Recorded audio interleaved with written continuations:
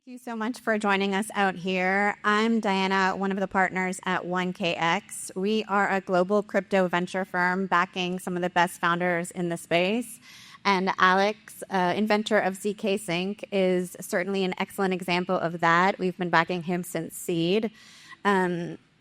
ZKsync have been pioneering not only research and development in zero-knowledge technology, but importantly, and what we're going to dive into here today, the application of this technology. So to kick things off, Alex, I'd love if we start with a bigger picture. How have you seen adoption shifting in the last 12 months? Why are we at this inflection point? Thank you, Diane, for introduction. Thank you, everyone, for joining us today. I think there have been two big unlocks over the last year, 2 years that are coming from different angles. The one is purely technological. The infrastructure is now, I think, around a year ago, started to become mature enough for applications to be really built in a way that matches the expectations of the mainstream users. And we see this manifesting in a lot of different ways, from the scalability perspective, from the UX perspective, and from overall maturity of infrastructure. Like things are reliant, resilient, the uptime is high, everything just works. You have a lot of different pieces of infrastructure like indexers, price feeds, etc., all coming together in a really nice way. This has been one unlock. But the other one, I think, which is obvious to everyone here, is the shift in the political landscape in the world, starting with the US since the last elections. It's just finally possible. It became legal for real businesses, for financial institutions, for fintechs, for asset managers, but also for Web2 companies to move into the crypto space without any stigma, without any risks associated with it. And we see this happening. And I believe that there is work underway in the US on the legislation side. We'll likely see the stablecoin legislation being adopted by this summer. We'll see something like FIT21 evolution be passed this summer. And it will become a very clear sandbox regulatory environment where the startups can really innovate. And this promise of crypto, of building the internet of value, will finally become reality, where everything that touches value will come on chain one way or another. I'm really excited for this one. It's definitely exciting. And one of the areas where we're most excited about, and I think where we're going to definitely see this convergence and the incoming of Web2 is consumer. We're seeing a lot of activity and interest in particular across gaming and social. I'd love if you could expand or give us some examples of how consumer builders are leveraging your technology, not only the crypto native, but as well from sort of Web2 gaming and traditional consumer. I think at this point we're seeing mostly hybrid applications, like not purely crypto native, not purely Web2. Specifically in ZKsync ecosystem, we have a couple of really, really nice examples of this happening. The one is the abstract chain. You're probably all familiar with the abstract ecosystem introduced by, or like invented by, the inventors of Pudgy Penguins, the masters of culture. Like, they are bringing the crypto culture outside of the crypto world with the real world. Bringing the Pudges into Walmarts and kind of expanding the culture and making it very, very easy from the user experience perspective to come and join and start participating in their ecosystem for people without any prior crypto experience. So you don't have to own, you don't have to bother with the legacy crypto wallets. You can just log in with your email. They're using underneath the ZKsync smart contract infrastructure for the smart accounts, the native account abstraction, and everything just one click away. Everything just works. Another really interesting example is the Lens ecosystem, with the Lens chain migrating to ZKsync from Polygon earlier this year, with the full migration of the state, of the history, of all the events, of all the assets that people had. This is something that enables true ownership of your social account, and I'm really, really excited for Lens. Like I think it has the potential to become the kind of the Instagram of Web3, with not only full self-custodial kind of like proper rights to your intellectual property, to the creative assets that you produce, but also that serves as this transition to the crypto world with the adoption of the Ghost stablecoin going through the roof in the recent weeks after the launch.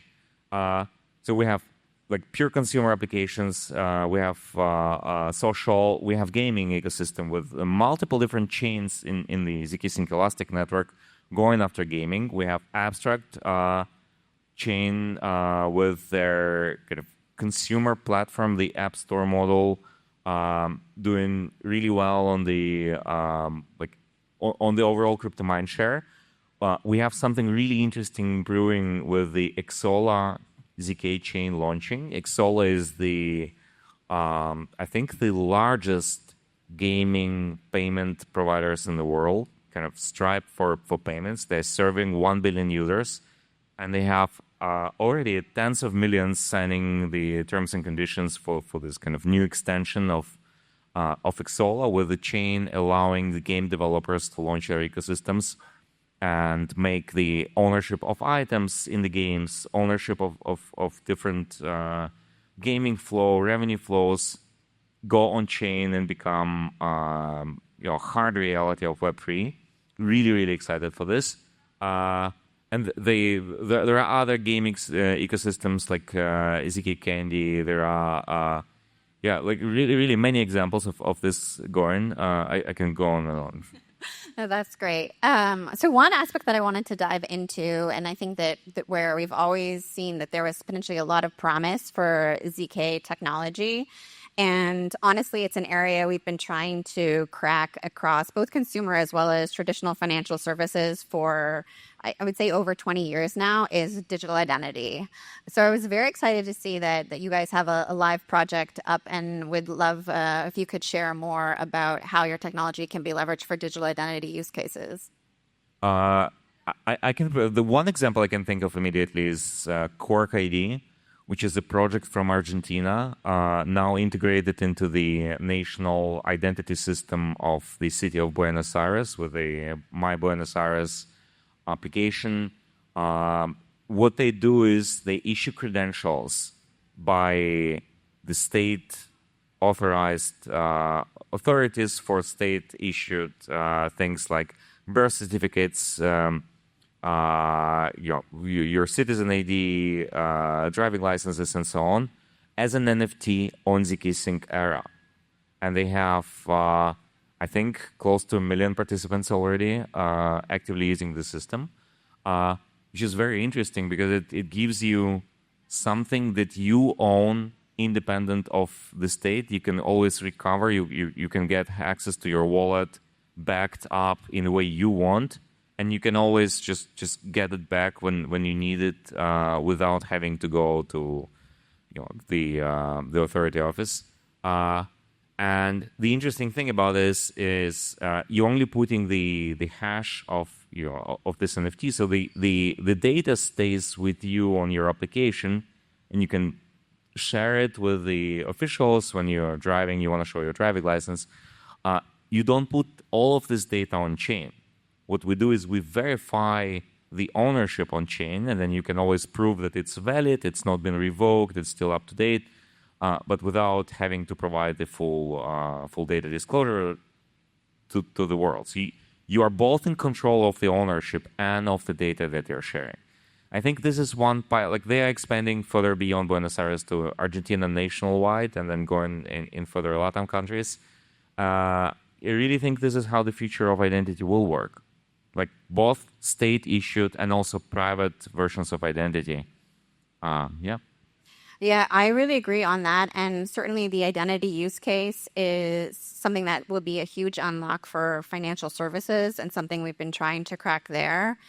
Overall, I would say that in terms of moving on chain and the benefits that's going to provide, the financial services industry is certainly where we're going to see the most happening and the most benefits. Of course, it's also a very slow-moving industry. But what's been really impressive is that we've actually been seeing quite a lot of activity with ZKsync and institutions moving there. We've got some of the world's largest asset managers, Deutsche Bank, UBS. I'd love if you could share why they're choosing to build on your technology. There's a lot of options out there, and what exactly those use cases look like. Sure, happy to share this. And this is a topic I'm really, really excited about. This is where I believe ZKsync has made some of the largest progress in all of crypto with onboarding of the Deutsche Bank, who are launching a chain. It's going mainnet, I think, within a couple of weeks from now. The pilot with UBS, so like some of the largest banks in the world are building on ZKsync. But also with the real-world assets directly on ZKsync Era chain. Like Era is the second largest RWA chain in the world, just after Ethereum. If you go to rwa.xyz, this is a really nice. They have a really nice dashboard displaying this. With a lot of that is tokenized debt by private debt tokenization. Done by Tradable, by other asset providers, but where there is a true product market fit, like what's kind of like different now that was not possible before the ZK scaling kicked in, and why in part because of regulation, but like on the technological front and product front, why we have not seen much adoption of the blockchain technologies by financial institutions, was the fact that they needed to combine several conflicting requirements that were not really working with purely public chain technologies. So they needed to have a very strict compliance related controls of the chains with the full permissioning on who can go on chain, like what types of transactions are authorized, what types of contracts are authorized. And you cannot do it on the public chain. You need to kind of like have a private chain system for this. But the private chain system, and there's been many pilots, starting with Hyperledger Fabric, they were quite big, and like Corda, and a bunch of other providers. And some of them are actually working underneath in closed banking systems for managing liquidity between different subsidiaries of the same bank, but they could not talk to each other. It was really, really hard to come up with a system that multiple banks are comfortable using together simultaneously, because that would mean that they have to disclose all of their transactions to the other participants in the system, and they have to do all the compliance jointly. Because it's like if it's a single system that everyone is using, then everyone has to agree on the procedures, and there's like hundreds of pages. Have you worked for banks in consortium environments and trying to get them to align on different underlying technologies? It's borderline impossible. Emphasize this point enough. So what is possible now with ZKsync is the reality of private validiums, so like ZK-powered chains that are fully private, that are fully controlled by the bank. They are privacy preserving. The banks don't have to disclose the data to the world. They can keep it completely on their servers and have full control. But these chains are settling on Ethereum as a single source of consensus of the state, and they can talk to each other. We now have the private interoperability between these systems where we can just send assets directly from one chain to another, and not just like, it's not limited to sending the assets. You can have private composable, like private atomic composability in transactions that happen between the chains, because they are all running the same ZK provers underneath and same system contracts. They don't have to see what's happening on the other chain in order to be able to trust that chain. They can just rely on the fact that the execution environment is exactly the same, and it's going to be enforced by zero-knowledge proof math and Ethereum as the ultimate settlement layer. So they can send a transaction that will do an atomic swap and then send the results back all happening within the bounds of the private systems without going to any like the intermediary, like a custom shared intermediary. So like 100% of transactions are fully private, 100% of balances accounts are private, and yet they have this interoperability between other private systems, but also with the public systems. They can now afford to custody the customer's assets not on the public chain, but within the boundaries of their private chain, which allows, for example, swaps of like Ether, stablecoins, other crypto-native assets between their customers directly in the system without disclosing these transactions to the world, which meets their requirements for compliance and meets their requirements for control and the services that they can provide for the customers. And we see a massive interest in this topic from the financial institutions, from the asset managers, from the fintechs in the world. And I believe this is going to be the next explosive application of crypto, transcending the like pure degen world of the crypto-native circle. So if you were to say what needs to happen next for this to be the major unlock where we're really going to see this influx of applications, of usability, it's with this interoperability.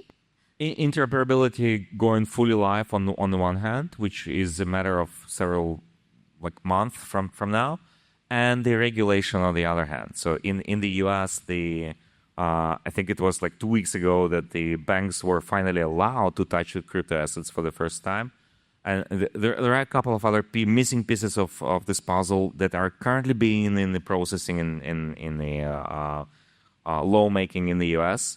And the US is trend center for the world. Like once US approves something, everyone else follows with a very short time lead.